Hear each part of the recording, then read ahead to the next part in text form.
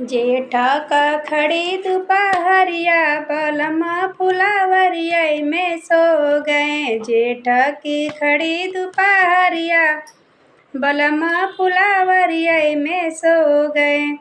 ससुरे में रहती त झर के उठवती, ससुरे में रहती त झर के उठवती।